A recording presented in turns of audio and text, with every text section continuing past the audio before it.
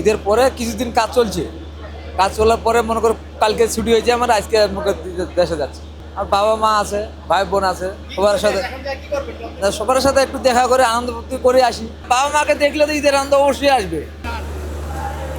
ঈদের ছুটি তখন অনেক ব্যস্ত ছিল, সেজন্য যাওয়া হয় না, অনেক ভিড়ের মধ্যে যেতে পারি।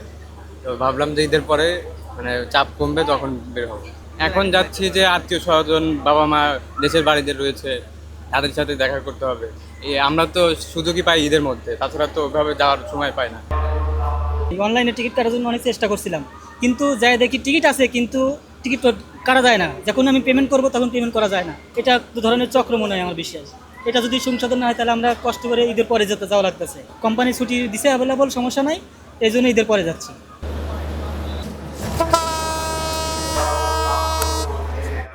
আসলে কি আমি আমার শ্বশুরের বাসায় এখানে ছিলাম, এখন আমার বাবার বাসায় যাচ্ছি। ছুটি এখনো শেষ হয় না, আমার হাজব্যান্ডের ছুটি আরও কিছুদিন আছে, এক সপ্তাহের মতো আছে, এর জন্য এখন যাচ্ছি। ট্রেনেই বেশিরভাগ যাতায়াত করি, ট্রেনটাই বেশি পছন্দ হয়, বাসে বেশি একটা যাতায়াত করতে পারি না। টিকিট ছাড়া যেন কেউ ভিতরে না ঢুকতে পারে, তারপর আপনার সবাই যেন টিকিট কেটে সিট নিয়ে আর কি ট্রেন যাতায়াত করে, এইগুলা মানে নিয়ম করলে ভালো হয় আর কি। এখন যাচ্ছি, নিজের কর্মস্থলে যাচ্ছি, এখানে ঈদ করতে আসছিলাম। টাইম শিডিউল ঠিক আছে, শিডিউলে কোনো সমস্যা নাই। 10টা ট্রেন ঠিক সময়ে যাবে, হয়তো 5-10 মিনিট লেট হতে পারে, কিন্তু আপনার ভিতরে একটু পরিষ্কার পরিচ্ছন্নতা দরকার।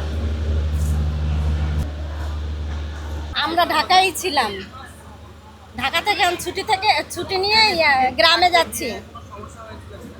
না, অনলাইনে কাটছি আমরা।